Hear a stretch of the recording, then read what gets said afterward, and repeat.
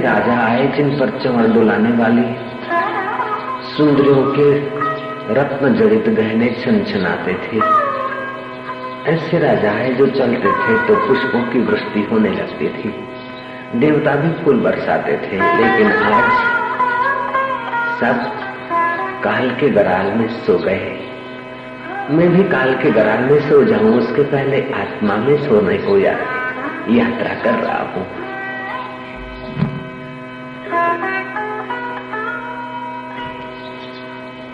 बुद्धिमान उदालक नश्वर राज्य की लालच छोड़कर शाश्वत राज्य में प्रवेश करने को तत्पर हुए हैं। फिर पुरानी आदत है, आंख खोलकर देखूं कोई आया तो नहीं। अरे कोई आएगा और जाएगा, वो माया की आकृति होगी। मैं तो चिदाकाश निर्लेप एक रस आत्मा में आ रहा हूं। जैसे आकाश में सब है, ऐसे ही आना जाना भी उस चिदाकाश में है। मैं क्यों विवल हूं? उदालक अपने मन को समझाकर फिर विश्रांति पाते हैं। कभी मन मानता है, कभी पुरानी गंदी चंचलता के कारण मन बहिर्मुख होता है तो उदालक कीर्तन का सहारा लेते हैं, प्राणायाम का प्रयोग करते हैं। इस प्रकार उदालक शांतात्मा हुए। उदालक के आगे रिद्धि सिद्धियां आई। उदालक के अंदर सत्य संकल्प सामर्थ्य आया। उदालक के चित्त की प्रसाद कुछ जगमगाने लगे। और उदालक को धोखा देने के लिए मन कहता है कि अब तो सिद्ध हो गए, चलो। उदालक मन की चालबाजी से सावधान हुए हैं। वहां माँ बाप खोजते कि एकलौता बेटा। राज अभिषेक की तैयारियां हो रही है, कहां भाग गया? समूह और मंत्री भागे हैं। सैनिक लेकर एक टुकड़ी आई है। मंत्री आया है टुकड़ी को लेकर, खोजता खोजता उसी गिरी गुफा के करीब उदालक को पाकर मंत्री ने राजा को खबर दी। राजा रानी आए हैं, उदालक को समझा रहे हैं कि बेटा जब बुढ़ा हो जाए तो भजन करना। जब राज्य सुख भोगने के बाद तो पुत्र परिवार से संपन्न होकर वृद्ध हो जाए तब तो आ जाना तप करने को। अभी मैं तप करने को जाऊं, तू राज्य कर। उदालक कहता है कि पिताजी निश्वास से नहीं विश्वास हो, कदारुद्धुर भविष्य से। श्वास का कोई विश्वास नहीं कब शांत हो जाए। इसलिए मैं पहले अपने आत्म स्वभाव को पालूंगा, फिर राज्य करूंगा। जैसे ज्ञानवान अपना काम निपटाकर फिर व्यवहार करते हैं और अज्ञानी अपना असली काम छोड़कर संसार में भटकते हैं और हार जाते हैं। ज्ञानवान जीत जाते हैं। पिताजी मुझे जीतने दो। मुझे संसारी होकर जीवन खपाने के बाद भजन नहीं, भजन करके राम के प्रभाव को जगाकर अपने सोहम स्वभाव में आकर फिर मैं राज्य को खिलौना की नहीं खिलवाड़ समझकर सहज नीति उदारता से राज्य कर सकता हूँ। जो आदमी अज्ञानी है उससे बाहर के सुख की लालच ज्यादा रहती है, वाहवाही की इच्छा रहती है, विकारों को पोषने में लगता है। ऐसा विकारी और वाहवाही का गुलाम राजा प्रजा का पोषण करने के बजाय शोषण करके ज्यादा ऐश आराम करके अपना पुण्य नाश करता है, अपनी मति मंद कर देता है। पिताजी मैं आत्म सुख पाऊंगा तो मुझे बाहर के सुखों का आकर्षण नहीं रहेगा, और बाहर के सुखों का आकर्षण नहीं रहेगा तो मेरा चित्त महात्मा हो जाएगा। और महात्मा हृदय से किया हुआ राज्य, महात्मा हृदय से की हुई लोगों के साथ की मुलाकात लोगों के हृदय को महात्मा पद का प्रदान करेगी। राजा का तेज और लोगों के मान को शोषता है। राजा का तेज दूसरों के चित्त को तपाता है और महात्मा का तेज दूसरों के चित्त को जगाता है, दूसरों के चित्त को शांति देता है, दूसरों के चित्त को आनंद और उन्नति देता है। हे पिताजी, हे माँ, तेरी कुख पावन होगी। पिताजी तुम्हारा मुझे पालना पोषना सार्थक हो जाएगा। मुझे अपने पिता से मिलने दो।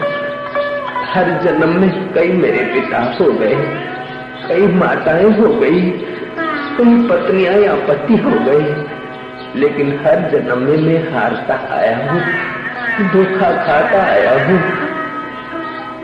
मैं तुमसे प्रार्थना करता हूँ कि मुझे आप थोड़ा समय छोड़ दीजिए, मेरे पिता से मिलने दीजिए, जो तुम्हारा भी पिता है, विश्व का पिता है। मुझे अपने घर में आने दीजिए। पिताजी, तुम्हारा राजमहल मेरा घर नहीं, वो तो शरीर का घर है। तुम मेरे पिता नहीं, शरीर के पिता हो। मैं आत्मा हूँ, मुझे परमात्मा से मिलने दो, मुझे अपने पिता से मिलने दो। मुझे ममता की जाल में बांध कर मत घसीटो। मुझ पर आप दया खाओ। मैं जन्मों का अंधा हूँ, अभी आंख खोलने के लिए आ रहा हूँ अपने हृदय गुफा में। हे मंत्रियों,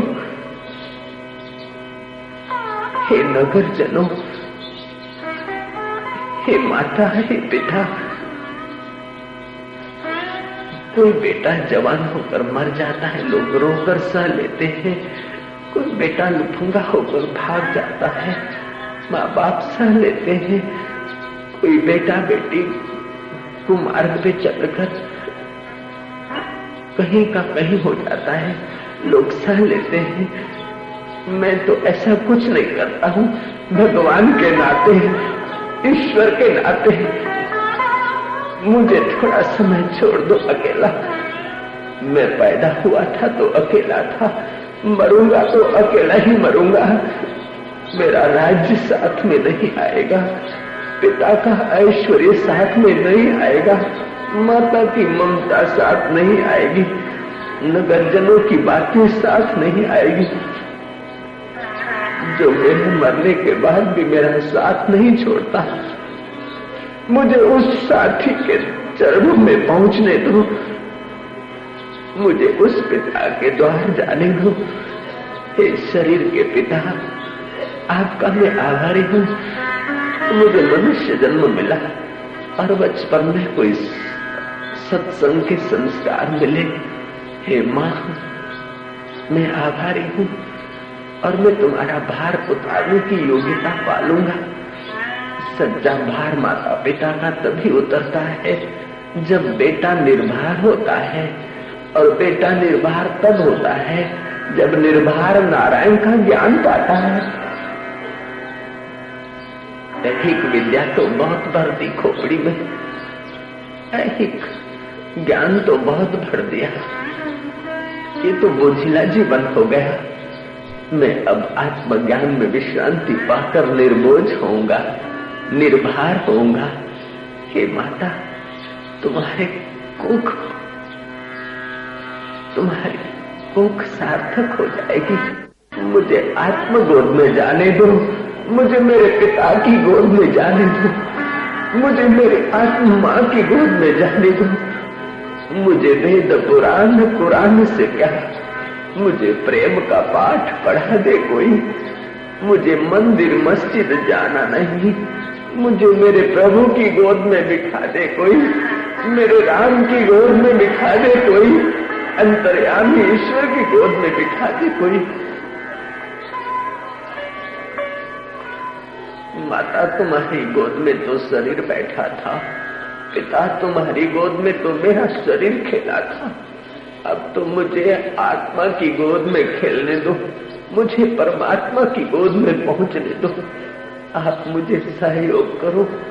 सहयोग में तुमसे धन नहीं मांगता, तुमसे मैं पदार्थ नहीं मांगता, तुमसे मैं भोग नहीं भागता, तुमसे तो मैं केवल मांगता हूं कि मुझे थोड़ा समय छोड़ दो।